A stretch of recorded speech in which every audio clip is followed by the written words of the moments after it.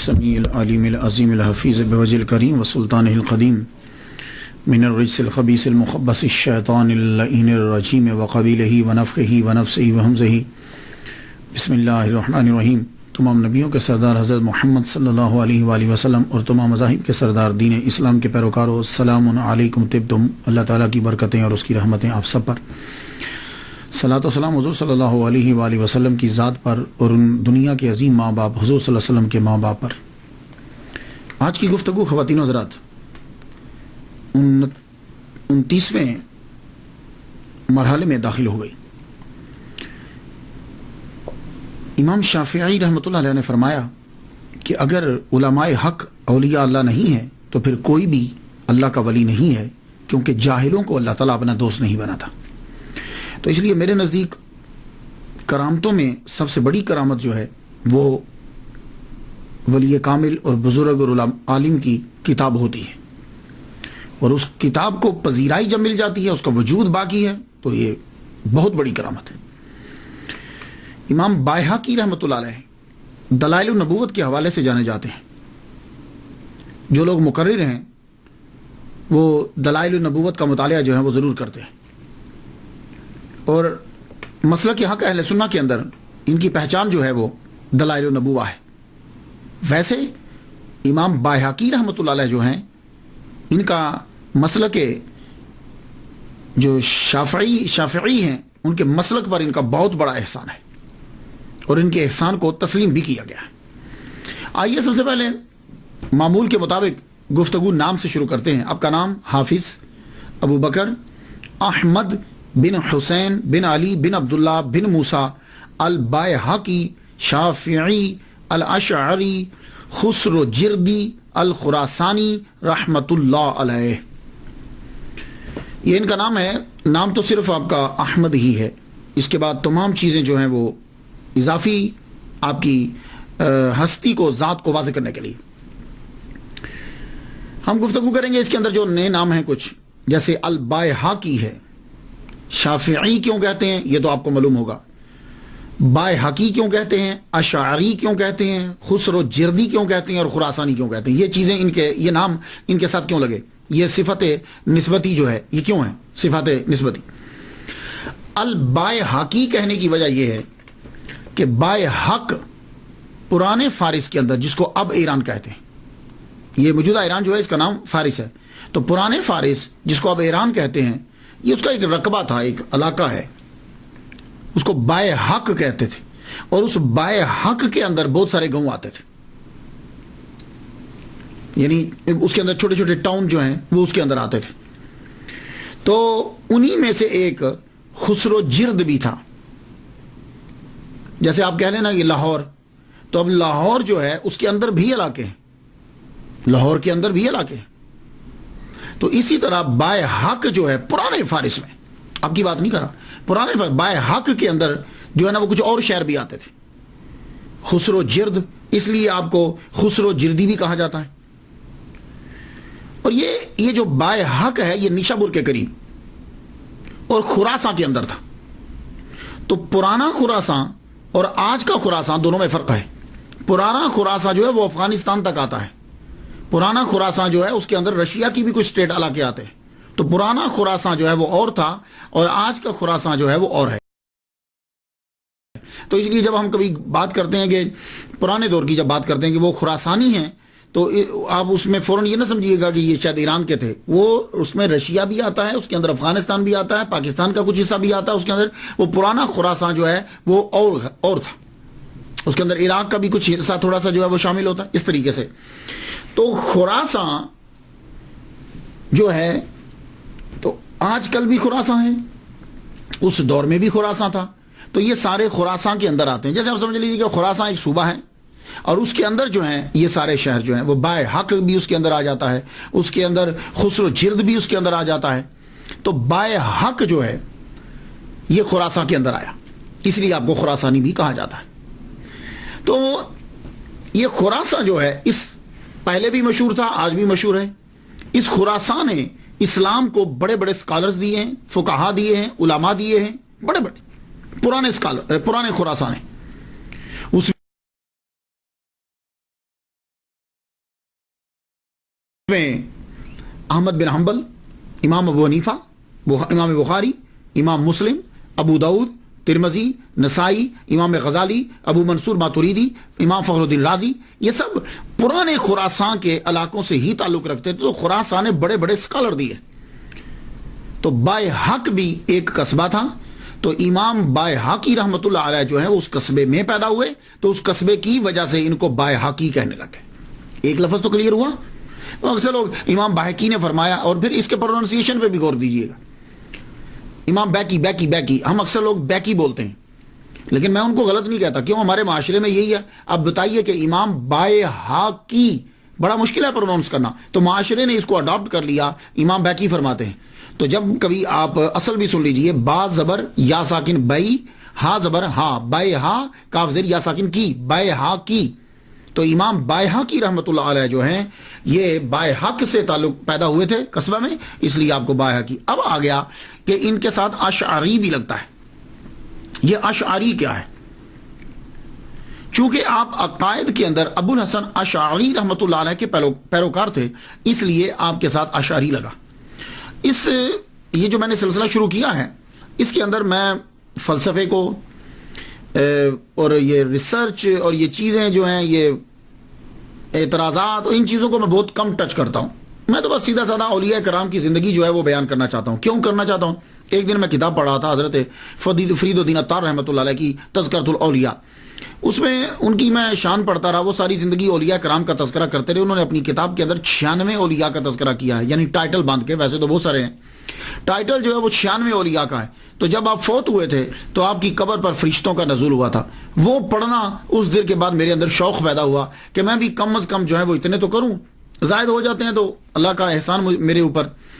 تو میں جو ہے نا وہ خالصتاً صرف بیان. لیکن اب کیا کروں، کچھ چیزیں ایسی ہوتی ہیں کہ وہ بہت ضروری ہوتی ہیں مشکل، لیکن آپ پلیز اس مشکل کو بھی تھوڑا سا سن لیجئے، کبھی کام آئے گا. یہ اشعری کیا ہے؟ دیکھیے اصل میں یہ 3 نام ہیں، اشعریہ، ماتریدیہ، حنبلیہ. شروع میں کیا تھا؟ شروع میں یہ تھا کہ حضور صلی اللہ علیہ وسلم کے ظاہری دور کے اندر جب کبھی کوئی مسئلہ ہوتا تھا، لوگ آتے تھے، پوچھتے تھے، چلے جاتے تھے کہ حضور نے کہا دیٹس اٹ. حضور صلی اللہ علیہ وسلم ظاہری طور پر تشریف لے گئے تو اس کے بعد کیا ہوا کہ پھر صحابہ کرام سے جس کو کوئی زیادہ پڑا ہوتا وہ اس سے جا کے مسئلہ پوچھ لیتے، ختم. لیکن جب جنریشن آ گئی تابعین کی جنریشن آئی تو وہ کسی نہ کسی صحابی کے پیچھے جو بہت بڑا علامہ ہوتا تھا. تابعین تک یہی سلسلہ چلتا رہا کہ کوئی آدمی مسئلہ پوچھنے آتا تھا تو بتا دیتے تھے. تابعین کے آخر کے اندر کیا ہوا کہ لوگ جو ہیں، اسلام جو ہے وہ پھیلا ایران کے اندر، روم کے اندر، یہ علاقوں میں اسلام جو ہے وہ آگے پھیلا. جب آگے پھیلا تو نئے مسائل جو ہیں وہ پیدا ہوئے. تو کچھ اب مسائل جب پیدا ہوئے تو لوگ جب مسئلہ پوچھنے کے لیے آتے تھے تو محدثین کے پاس احادیثیں ہوتی تھی اور فقہا جو ہیں وہ ان حدیثوں کے سے مسئلہ نکال دیتے تھے. کوئی پوچھتا تھا کہ یہ مسئلہ کہاں سے نکالا ہے، تو آپ فرماتے کہ قرآن کی فلاں آیت سے، اشارت النص، اقتضاء النص، دلالت النص، عبارت النص، یا حدیث مبارکہ فلاں ہے، تو وہ بتا دیتے تھے. تو قرآن اور حدیث اس سے مسئلہ جو ہے وہ ان کو واضح کر دیتے تھے تو لوگوں کی سمجھ میں آ جاتا. یہ سلسلہ چلتا رہا آئمہ تک، امام اعظم، امام شافعی، امام مالک اور امام احمد بن حنبل.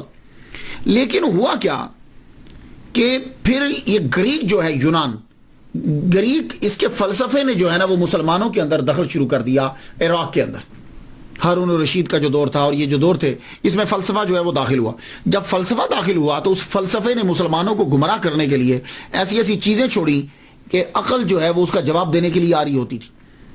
اس کو پھر مسلمانوں نے بھی اڈاپٹ کرنا شروع کر دیا. سب سے پہلے حضرت حسن بصری رحمۃ اللہ علیہ کی محفل کے اندر جو بندہ بیٹھا ہوا تھا، واصل، اس نے سب سے پہلے جو ہے وہ آپ پر اعتراض کیا. آپ نے فرمایا کہ تم ہماری محفل سے اٹھ جاؤ. اس دن سے وہ بندہ اور اس کے ماننے والے معتزلہ کہلوائے. بات آپ کی سمجھ میں کچھ آ گئی؟ تو یہ جب فلسفہ آیا ہمارے اسلام کے اندر تو اب فلسفہ اتنا چھا گیا کہ لوگ اس فلسفے کو لے کر مسلمانوں کو گمراہ کرنے لگے. ان میں سے یہ معتزلہ ہیں. تو میں نے جتنی سٹڈی کی ہے کہ معتزلہ جو ہے وہ کسی نہ کسی طرح ہر باطل فرقے کے بنیاد میں شامل ضرور ہوتا ہے. ابو الحسن اشعری رحمۃ اللہ علیہ 40 سال تک یہ بھی معتزلہ ہی کی تبلیغ کرتے رہے ہیں، معتزلی فرقے کی ہی تبلیغ کرتے رہے. یہ خود چکے ان کے شاگرد. تو جب یہ ان سے پڑھتے رہے ابو الحسن علی بن اسماعیل اشعری، محمد بن عبد الوہاب معتزلی سے پڑھتے رہے، 40 سال تک آپ نے جو ہے وہ اس فرقے کا دفاع کیا ہے۔ لیکن کیا ہوا کہ ایک دن آپ کی اپنے استاد ہی کے ساتھ جو ہے نا وہ بات شروع ہو گئی۔ بات کس بات میں تھی کہ ابو الحسن اشعری رحمۃ اللہ علیہ یہ فرماتے تھے کہ جو چیزیں انسان کے لیے اچھی ہیں وہ اللہ تعالیٰ پر واجب ہیں۔ وہ مسئلہ کیا تھا؟ یعنی دیکھیے کہ اللہ تعالیٰ نے ہمیں پیدا کیا ہے، اللہ تعالیٰ ہم سے پیار کرتا ہے، جب اللہ نے ہمیں پیدا کیا ہے تو اب جو چیز ہمارے لیے اچھی ہے وہ ہمیں لازمی طور پر دے گا۔ ان کے ذہن میں یہ تھا کہ چونکہ اس نے ہمیں پیدا کیا ہے تو جس طریقے سے بادشاہ کے اوپر، جس طریقے کے اوپر مالک کے اوپر جو ہے وہ امپلائیوں کا خیال رکھنا یہ چیز لازم ہوتی ہے، تو اللہ کے اوپر بھی لازم ہے کہ ہر اچھی چیز جو ہے وہ اس کے اوپر واجب ہے۔ آپ نے دلائل دینا شروع کر دیے، دلائل آپ نے دیے تو استاد ہار گئے، آپ جیت گئے۔ لڑائی جو ہے وہ زیادہ بڑھ گئی، انہوں نے ان کو اپنی محفل سے نکال دیا۔ 15 دن تک ابو الحسن اشعری رحمۃ اللہ جو بانی ہیں اشعریہ کے، وہ 15 دن تک کمرے کے اندر بند رہے، تدبر اور تفکر جو ہے وہ کرتے رہے، تدبر اور تفکر کرتے رہے کہ حضور صلی اللہ علیہ وآلہ وسلم خواب میں تشریف لائے۔ یہ ابو الحسن اشعری رحمۃ اللہ علیہ کو یہ اعزاز حاصل ہے کہ آپ ابو موسیٰ اشعری رحمۃ اللہ علیہ کی نسل سے ہیں۔ ابو موسیٰ اشعری رحمۃ اللہ علیہ جو ہیں، اشعر ایک قبیلہ ہے یمن کا، تو ابو موسیٰ وہاں سے اس قبیلے سے آئے تھے حضور صلی اللہ علیہ وسلم کے پاس اسلام قبول کرنے کے لیے، تو ابو موسیٰ اشعری اشعر قبیلے کی وجہ سے اشعری کہلوائے، تو ابو الحسن اشعری اور آگے سے ان کے ماننے والے جو فالوور ہیں وہ اشعریہ اشعری جو ہیں وہ کہلوائے۔ تو یہ تھا مختصر سا۔ تو جب آپ کمرے میں 15 دن بیٹھے، حضور کی زیارت ہوئی، تو آپ نے کہا کہ معتزلہ فرقے کو چھوڑ دو، یہ ٹھیک نہیں ہے۔ کیوں؟ اس لیے کہ وہ کیا کرتے تھے کہ انہوں نے اللہ تعالیٰ کی جو صفات تھیں ان کو اللہ کو مجسم بنا دیا تھا کہ اللہ کے ہاتھ ہیں، اللہ کا چہرہ ہے، اللہ تعالیٰ کے جو ہے نا وہ کان ہیں، یہ پاؤں ہیں، یہ چیزیں ثابت کر دی تھی جیسے انسان کی ہوتی۔ تو حضور صلی اللہ علیہ وسلم نے کہا کہ ان کو چھوڑ دو خواب میں۔ آپ نے پھر 15 دن کے بعد آپ نکلے، مسجد جامع مسجد میں پہنچے، جامع مسجد میں جا کر آپ نے اعلان کر دیا کہ میں آج سے اس مسئلے کو جو ہے وہ چھوڑتا ہوں۔ اس کے بعد آپ کا حلقہ جو ہے وہ بڑھتا گیا۔ تو آپ جو ہے وہ بصرہ میں پیدا ہوئے تھے، آپ کا حلقہ جب بڑھتا گیا تو اب آپ نے کیا کیا کہ پہلے یہ ہوتا تھا کہ جو کوئی آگے مسئلہ پوچھتا تھا تو آپ بتا دیتے تھے، آئمہ بتاتے تھے حدیث میں ہے، قرآن کی فلاں آیت ہے۔ اب جب فلسفہ داخل ہوا تو فلسفہ جو ہے وہ داخل ہوا تو اب مسلمانوں کو فلسفے کے ذرائع سے مسلمانوں کو عقائد جو ہیں وہ ثابت کرنا تھے۔ تو اشعریہ نے اب کیا کیا کہ فلسفے کو پہلے سیکھا، کیونکہ یہ 40 سال تو ان کے اندر رہے ہیں، اب اسی فلسفے کے زور پر معتزلہ کا جواب دینا شروع کر دیا۔ تو جب جواب دینا شروع کیا تو گھر کا آدمی جانتا ہے بہتر طریقے سے، تو جب آپ نے جواب دیا تو اب معتزلہ ان کے دشمن ہو گئے۔ معتزلہ جب دشمن ہو گئے تو صدیوں تک ان کے اندر جو ہے وہ لڑائی ہوتی رہی، صدیوں تک لڑائی ہوتی رہی، اور معتزلہ کو جب بھی گورنمنٹ کی سپورٹ ملی تو انہوں نے مسلمانوں کو قتل کیا، قتل کروایا، معتزلہ نے کروایا۔ لیکن اشعریہ اور ماتریدیہ ان لوگوں نے مل کر اتنی کتابیں لکھی اور اتنی تقاریریں کی اور اتنی تبلیغ کی کہ معتزلہ کا جادو بالکل ٹوٹلی ختم کر کے رکھ دیا۔ تو جو شافعی تھے وہ اشعریہ کہلوائے کیونکہ انہوں نے اسی طرف رخ اختیار کیا، اور جو حنفی تھے وہ جب فلسفہ آ گیا تو پھر ماتریدیہ کہلوائے۔ بات اب کچھ سمجھ میں آ گئی؟ تو اشاعرہ جو تھے، اشاعرہ جو تھے بڑی خدمت کی انہوں نے۔ امام غزالی نے احیاء العلوم اور الاقتصاد لکھ کر معتزلہ کے تابوت میں کیل ٹھوک دیا۔ امام فخر الدین رازی شافعی رحمۃ اللہ علیہ نے مطالب عالیہ، مباحث مشرقیہ، 40 فی اصول الدین اور اساس التقدیس میں عقل اور فکر کے خزانے لوٹا دیے۔ اللہ تعالیٰ نے ان کو پھر فلسفہ آتا، انہوں نے فلسفے سے، منطق کے ذریعے سے پھر جواب دیا اور اسلام کو بچا۔ ورنہ اگر یہ اشعریہ اور ماتریدیہ نہ آتے تو معتزلہ اپنے فلسفے کے زور پر عقلوں پر قبضہ کر لیتے، لوگوں کے عقائد کو خراب کر دیتے۔ قرآن و حدیث تو ٹوٹلی انہوں نے چھوڑ ہی دی تھی۔ قاضی ابو بکر باقلانی، ابو اسحاق شرازی، امام غزالی، امام فخر الدین رازی، جب ان کی تعلیمات عام ہوئی معتزلہ اب ختم ہوتے چلے گئے۔ تو یہاں تک کہ 380 ہجری میں اشعری عراق میں چھا گیا۔ چونکہ ابو الحسن اشعری نے فقہ ابو اسحاق سے سیکھی اور وہ شافعی تھے، اس لیے اشاعرہ فقہ میں امام شافعی رحمۃ اللہ علیہ کے پیروکار ہوئے۔ تو امام بائحقی رحمۃ اللہ علیہ چونکہ شافعی ہیں اس لیے انہوں نے جو ہے وہ اشعری جو ہے ان کے ساتھ لگتا ہے، تو یہ اشعریہ کو ہی انہوں نے اپنایا۔ اب کچھ سمجھ میں آ گیا؟ میں معذرت چاہتا ہوں کہ مجھے ذرا ادھر جانا پڑا. تو امام بایہقی رحمۃ اللہ علیہ کے ساتھ جو اشعری لگتا ہے وہ اس لیے کہ اشعریہ عقائد کے اندر یہ ان کو فالو کرتے تھے. تو حنفی جو ہے زیادہ تر ماتریدیہ ہیں. تھوڑا سا فرق ہے, یہ کوئی اتنی بڑی لڑائی کا چکر کوئی نہیں ہوتا. اشعریہ کے نزدیک سمپل سمجھاتا ہوں, ویسے تو بہت سارا ہے. سمپل یہ ہے کہ اشعری کہتے ہیں کہ جو چیز انسان کے حق میں فائدہ مند ہے, جیسے رزق فائدہ مند ہے, بارش فائدہ مند ہے, دھوپ فائدہ مند ہے, پانی فائدہ مند ہے, ہوا فائدہ مند ہے, یہ اللہ پر واجب نہیں ہے. ہاں وہ احسان کرتا ہے ہم پہ کہ ہمیں دیتا ہے, اس پہ واجب نہیں. کیوں؟ اس لیے کہ وہ بادشاہ نہیں ہے, اس لیے کہ وہ کوئی باس نہیں ہے, وہ مالک ہے, ہم اس کی مملوک ہیں. تو مالک اور مملوک جو ہے وہ اس کے اوپر لازم کچھ نہیں ہوتا, ہر چیز کا بدلہ دینا واجب نہیں ہے, یہ اس کا احسان ہے, کیونکہ ساری کائنات اس کی مملوک ہے اور مملوک کا مالک پہ کیا استحقاق. تو یہ تھا. اور وہ اشعریہ کہتے ہیں کہ نہیں, وہ جو ہے چونکہ اس نے پیدا کیا ہے اس لیے اس سے کبر لازم ہے. بات کو اتنی بھی نہیں ہے, عقائد سب کے جو ہے وہ بالکل ٹھیک ہیں, لیکن اشعریہ اور ماتریدیہ بھی کبھی کبھی جھگڑنے لگ جاتے ہیں, اور جب تصوف آتا ہے تو پھر اکٹھے ہو جاتے ہیں. اس لیے تصوف جو ہے وہ ضروری. میں ڈیٹیل میں نہیں جاتا, اگر آپ کو مزید پڑھنا ہو تو ایک بہترین کتاب بتا دیتا ہوں آپ کو, مولوی نجم الغنی خان رام پوری, بڑی زبردست کتاب لکھی انہوں نے, مذاہب الاسلام, اسے آپ جا کے پڑھ لیجئے گا. تو اب آپ سمجھ گئے ہوں گے کہ امام بایہقی رحمۃ اللہ علیہ کے ساتھ اشعری جو ہے وہ کیوں لگتا ہے. تو شافعی اشعری اور خسرو جردی, وہ میں نے آپ کو بتا دیا ہے, خراسانی کیونکہ وہ صوبے کا نام ہے, اس حوالے سے ان کو کہا جاتا ہے. اب آ جائیے, امام بایہقی رحمۃ اللہ علیہ نے تعلیم جو ہے وہ سیکھی, اللہ تعالیٰ نے ان کو چنا, انہوں نے شافعی فقہ کے اوپر بہت کام کیا ہے اور اس مسلک کے اوپر بھی بہت کام کیا ہے. امام شافعی رحمۃ اللہ علیہ کے بعد اگر کسی کا شافعی فقہ کے اوپر احسان ہے کسی کا, تو وہ امام بایہقی رحمۃ اللہ علیہ کا جو ہے وہ احسان ہے. 15 سال کی عمر میں آپ نے ابو الحسن محمد بن حسین علوی رحمۃ اللہ علیہ سے پڑھنا شروع کیا. آپ کا سفر جاری رہا, عراق, حجاز, زیادہ تر آپ نیشاپور کے اندر جو ہے وہ رہے. نیشاپور کے اندر, نیشاپور بھی کہتے ہیں, نیشاپور کے اندر آپ نے زیادہ پڑھا, اور آپ کے تقریباً کہتے ہیں کہ 100 جو ہیں وہ آپ کے استاد ہیں, لیکن سب سے پسندیدہ آپ کے استاد جو ہیں وہ 2. ایک تو یہی ابو الحسن محمد بن حسین علوی, اور دوسرے جنہوں نے المستدرک لکھی ہے, ابو عبداللہ الحاکم جو ہے, ابو عبداللہ الحاکم جو ہے, المستدرک جنہوں نے لکھی, وہ ان سے بھی محبت کی وجہ یہ ہے کہ ابو الحاکم جنہوں نے المستدرک لکھی ہے وہ اور امام بایہقی رحمۃ اللہ, یہ دونوں شاگرد ہیں. ان دونوں کے استاد جو ہیں وہ ابو الحسن محمد بن حسین علوی رحمۃ اللہ علیہ. تو چونکہ استاد بھی, اس لیے ان کے پاس زیادہ تر جو ہے نا وہ رہتے تھے. امام بایہقی رحمۃ اللہ علیہ نے فقہ امام ابو الفتح ناصر بن حسین بن محمد قریشی رحمۃ اللہ علیہ سے سیکھی. علم الکلام آپ نے ابو بکر بن فورق سے اور ابو منصور عبد القاہر بغدادی سے سیکھا. علم الکلام عبد الغفار کہ آپ نے علم کی خاطر بہت سے علاقوں کا جو ہے وہ سفر کیا. آپ نے حدیث مبارکہ کی جانب توجہ دی, حدیث مبارکہ کو بڑے مضبوط ذرائع سے حاصل کیا, یعنی یہ نہیں کہ جس نے جو بیان کیا ہے, چین آپ کی بڑی پاورفل ہوتی تھی. تحصیل علم کے بعد آپ اپنے شہر بایحق میں واپس آ گئے. یہ ہا بڑی ہے اور قاف بھی بڑا ہے, کینچی والا قاف ہے. بایحق میں واپس آئے اور آ کر تدریس, تحریر اور تصنیف جو ہے وہ آپ نے شروع کر دی.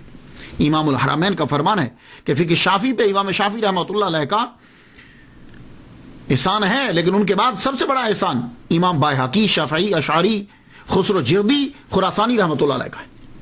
اس کی وجہ کیا ہے کہ امام بایہقی رحمۃ اللہ علیہ نے جو چیزیں بکھری پڑی تھی, لوگوں کی پہنچ سے دور تھی, ان سب کو محنت کے ساتھ جمع کیا. یہ کام آپ نے اپنی زندگی کے اندر کیا.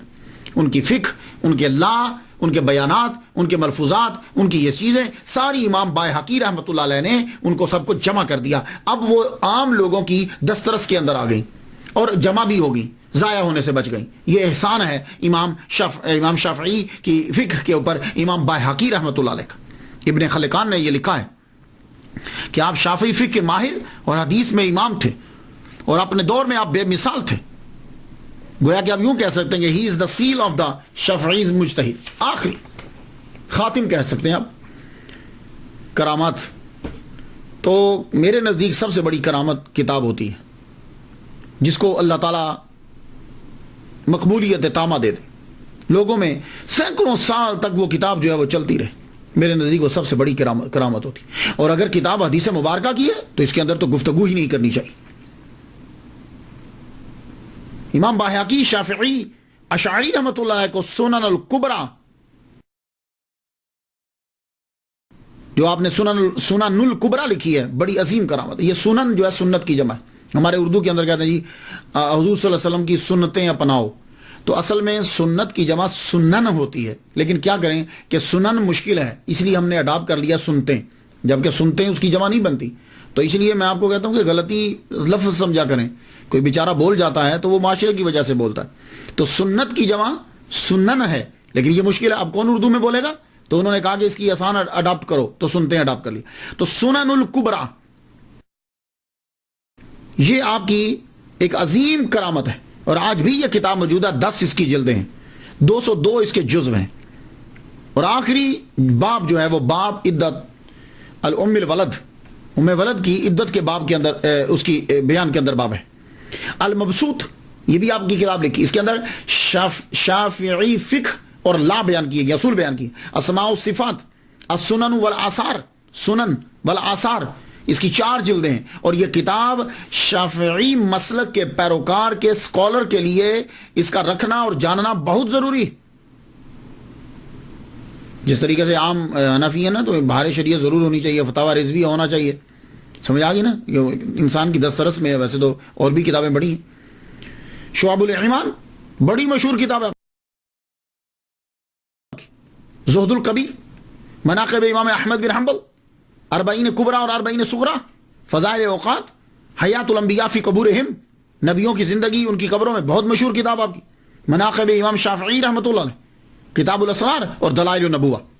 نام تو سنا ہوگا نا، اس نام کی بہت کتابیں، معارج النبوہ، شواہد النبوہ، دلائل، لیکن یہ ان کی دلائل النبوہ ہے. امام باہقی رحمۃ اللہ علیہ.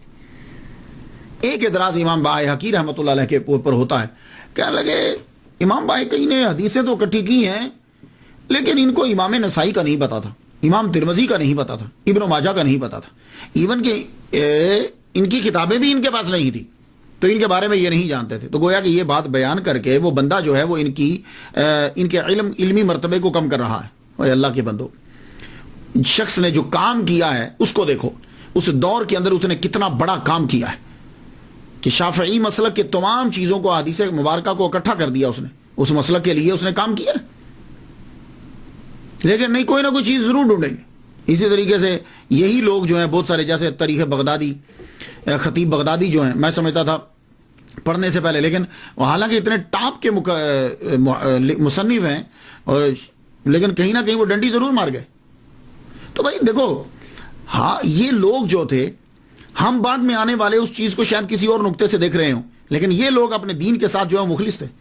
انہوں نے اسے جمع کیا، اکٹھا کیا، جو ضرورت تھی اس کو پورا کیا. اب یہ جا کر ساروں کو ملتے نہیں، جو ضروری ہوتا ہے، لیکن پھر بھی میں دلیل دے جاتا ہوں. اگر آپ کو تحقیق کرنا ہو تو یہ سراسر اعتراض ہے، نیٹ کے اوپر پھیلا ہوا ہے، اور لوگوں نے اپنی کتابوں میں بھی لکھا ہے کہ یہ بالکل غلط ہے کہ امام باہقی رحمۃ اللہ علیہ نسائی، ترمذی اور ابن ماجہ کے نام تک نہیں جانتے تھے. جائیے آپ سنن الکبریٰ پڑھ لیجئے. سنن الکبریٰ جب آپ پڑھیں گے تو جلد 7ویں صفحہ 183 پہ آپ کو ملے گا نام، امام نسائی کا تذکرہ ملے گا. اور سنن الکبریٰ جلد 4 جلد 4 صفحہ 38 اور 10ویں جلد کی صفحہ 161 کے اوپر آپ کو امام ترمذی کا جو ہے وہ تذکرہ ملے گا. اسی طرح ابن خزیمہ کا بھی ذکر کیا ہے، امام دارقطنی کا بھی آپ نے ذکر کیا. کتابیں پڑھنی خود نہیں اور اعتراض کر دینا امام باہقی رحمۃ اللہ علیہ کے اوپر، دوسرے کے اوپر. تو آپ نے اپنی، یہ آپ جانتے تھے. اب یہ کوئی ضروری نہیں ہے کہ ایک آدمی، تو اب میں تقریر کر رہا ہوں، تقریر کرتے ہوئے اگر میں نام نہیں لیتا تو اس کا مطلب یہ نہیں ہے کہ میں اس بندے سے ملا نہیں یا میں جانتا نہیں. کتنے مولوی ہیں وہ علامہ طاہر القادری صاحب کا نام نہیں لیتے، تو اس کا مطلب یہ نہیں وہ جانتے نہیں ہیں، ہوگا نہیں نام لے رہے ہوں گے. اور اگر کسی کی لائبریری کے اندر طاہر القادری صاحب کی کتاب نہیں پڑھی ہوئی تو اس کا مطلب یہ نہیں ہے کہ اس کو کتاب کا پتہ نہیں ہے. یا کسی کی لائبریری کے اندر فیضان سنت نہیں پڑھی ہوئی الیاس قادری صاحب کا مطلب یہ نہیں ہے کہ اس نے الیاس قادری صاحب کا نام نہیں سنا. تو امام شافعی رحمۃ اللہ علیہ کی نظر کرم ہے امام باہقی رحمۃ اللہ علیہ کے اوپر، نظر کرم، خاص نظر کرم. جب آپ نے کتاب معرفت السنن لکھنا شروع کی تو اس کو جب لکھ چکے تو کسی نے خواب میں دیکھا کہ امام شافعی رحمۃ اللہ علیہ کھڑے ہیں اور ہاتھ میں ان کے جزو پکڑے ہوئے ہیں، کتاب کے جزو ہوتے ہیں، ہاتھ میں جزو پکڑے ہوئے. تو پوچھا حضور یہ کیا ہے ہاتھ میں؟ فرمان لگے یہ بایہقی کی لکھی ہوئی بک ہے اور اس کے میں 7 جزء پڑھ چکا ہوں. تو امام شافعی رحمۃ اللہ علیہ اوتاد ہیں اور ان کی نظر کرم زبردست ولی کامل ہیں، ان کی نظر کرم ہے امام بایہقی رحمۃ اللہ علیہ. تو اس لیے امام بایہقی رحمۃ اللہ علیہ بھی صوفی ولی کامل.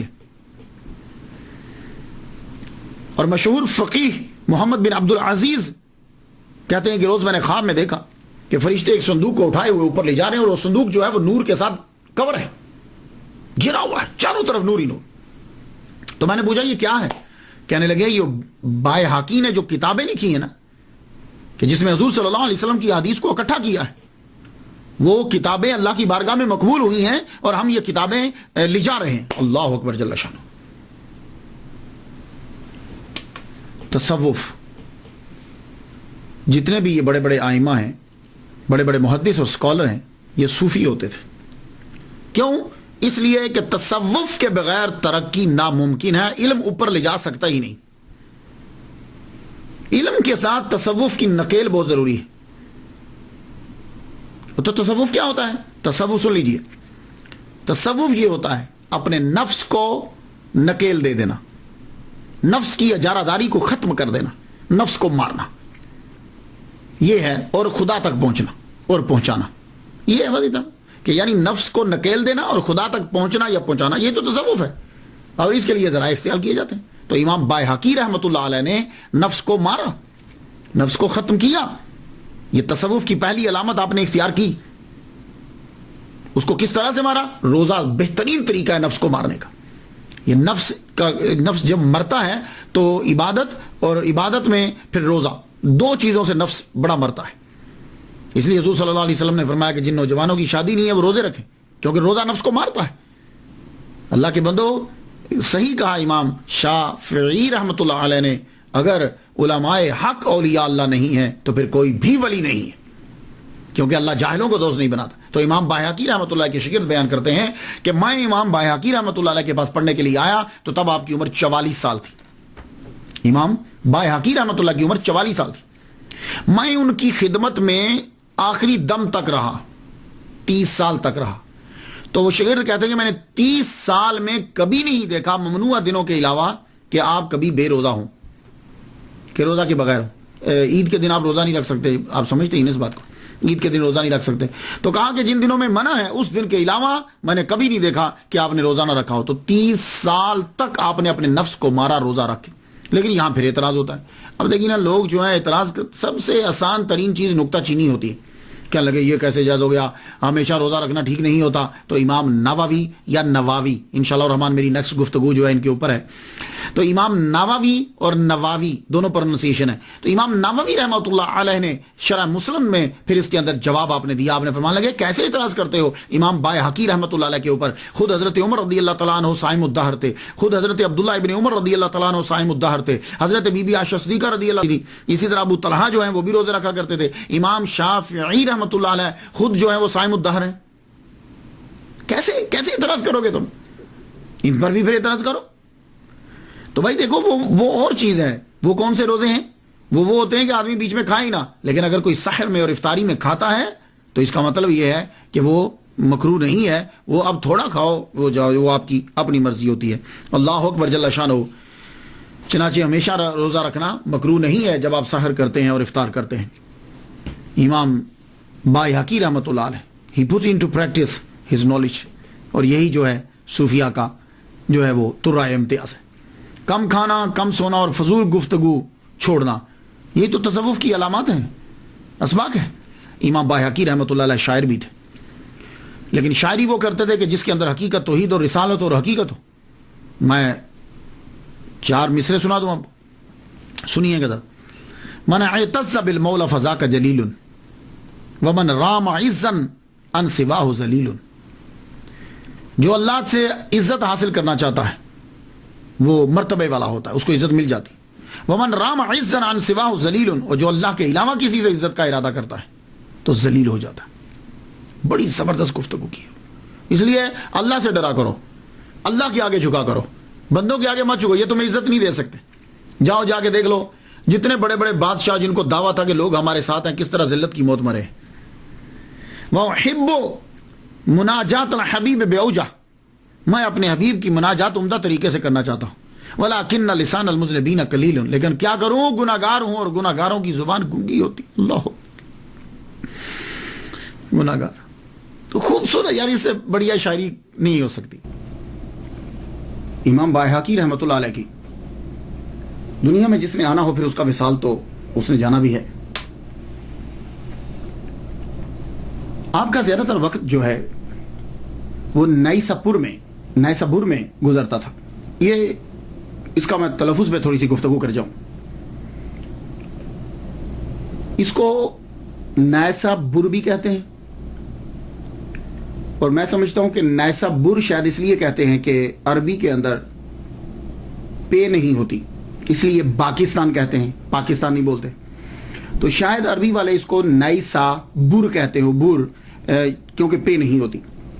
लेकिन अगर पे नहीं भी होती तो फिर भी नईसापुर बना, नून जबर या साकिन नई, सीन जबर अलिफ सा, नईसाबुर। लेकिन अब नईसाबुर जो है ये बहुत कम आपने सुना होगा, ये किताबों में लिखा हुआ है अरबी की बुक के अंदर। उर्दू वाले जो हैं वो बोलते हैं नेशापुर, नेशापुर, लेकिन अवाम इसको बोलती है निशापुर। तो इसलिए जो भी बोलता है तो आप उसको गलत मत कहिएगा, इसलिए कि उसने वो अडॉप्ट किया है। हमारे अवाम के अंदर निशापुर है। कहाँ रहते थे जी? निशापुर में रहते थे, निशापुर में। तो ये असल में नईसाबुर, नेशापुर और निशापुर। इसकी तारीख भी बड़ी अजीब है। मरकज तो ये रहा है उलमा का, लेकिन अजीब तारीख है इसकी, और शायद आप यकीन भी ना कर पाए। यहां के वैसे तो फरोजे दुनिया में बड़े मशहूर हैं, आज भी इसकी फैक्ट्रीज हैं वहां, मगर यह भी मशहूर है कि नईसाबुर के किसी बंदे ने तीर चलाया। वो तीर जो है वो चंगेज खान, उसकी जो बेटी थी उसके खामद को यानी दामाद को लग गया और वो मर गया। ऐसे अचानक ही बेचारे ने तीर चला दिया था, तो तीर लगा, वो मर गया। अब उसकी बेटी को गुस्सा आ गया। उसने कहा कि नईसापुर, निशापुर जो भी आप बोले, इसका हर जानदार मार दिया जाए। देखा आपने कि जालिम लोग जो हैं वो क्या करते हैं कि कोई ना छोड़ा जाए, हर बच्चा, बूढ़ा, जवान, औरत सब मार दिए जाए। तो चंगेज खान ने अपने छोटे बेटे को हुक्म दिया कि फौज लेके जाओ और नईसाबुर के सब बंदे मार डालो। आप बिलीव करेंगे कि बिल्लियां, कुत्ते तक मार दिए गए, सब मार दिए गए। और फिर अभी भी उसका दिल नहीं भरा, कहने लगी कि कुछ लोग जख्मी होंगे, तुम सबको मारो, उनकी गर्दनें काट के पिरामिड बना दो। मीनारा बना दिया गया। 10 दिन लग गए। 10 दिन के बाद सब लोगों की लाशों को, सरों को इकट्ठा करके मीनारा बनाया गया। ढेर लगा, बड़ा ऊंचा ढेर लगा दिया गया। ये नईसाबुर के साथ ये भी होता रहा। तो इस नईसाबुर के अंदर आखिरी उम्र में आपके उस्ताद भी वहां रहते थे, आप वैसे भी जाते रहते थे। तो इमाम बायहकी रहमतुल्लाह अलैह नईसाबुर में चले गए। नईसाबुर में जब गए, वहां जाकर आखिरी दिन थे आपके 10 जुमादुल उला। ये अक्सर हमारे यहां मशहूर हो गया है जमादुसानी। जीम के ऊपर जबर नहीं है, जीम के ऊपर पेश है। तो जो अडॉप्ट उन्होंने किया, लेकिन आप ज़हन में ये भी रखिए कि जुमादुल अव्वल होता है। जुमादुल अव्वल 458 हिजरी 10 अप्रैल बरोज सोमवार आपका विसाल हो गया नईसाबुर में, निशापुर या निशापुर, वहां आपका विसाल हुआ। अब यहां 2 रिवायत है कि जब आपका विसाल हुआ तो आपके इलाके, कस्बे के लोग, बायहक के लोगों को पता चला और आप उसी वक्त वहां पहुंचे और कहने लगे हम इनका जस्द अनवर वहां लेकर जाएंगे, क्योंकि ये वहीं के पैदाइशी हैं, वहीं के रिहायशी हैं और वहीं ये पढ़ाया करते थे। तो सो आप वापिस ले। दूसरी रिवायत यह है कि नईसाबुर के अंदर दफना दिया गया आपको। दफना तो 1 साल के बाद कुछ लोगों को ख्याल आया, यार ये तो हमारी बेइज्जती है कि वो हमारे शहर के मुहद्दिस हैं, यहां के रहने वाले हैं, तो हमें उनका ताबूत यहां लाना चाहिए। तो 1 साल के बाद लोग जो हैं वो नईसाबुर या निशापुर वहां पहुंचे। वहां जाकर उनका ताबूत जो है वो 1 साल के बाद निकाल के बायहक के अंदर लाए और वहां आकर उनको दफनाया गया। और आज भी उनका वहां जो है वो रोजा है। ख़वातीन और हज़रात, मैं तो उनके लिए फातिहा जो है वो पढ़ चुका, आप लोग भी जो है उनके लिए फातिहा पढ़ दीजिएगा। अल्लाह ताला उनके दर्जे हैं वो बुलंद फरमाए। इजाज़त दीजिए। व आखिर दावाना अल्हम्दुलिल्लाहि रब्बिल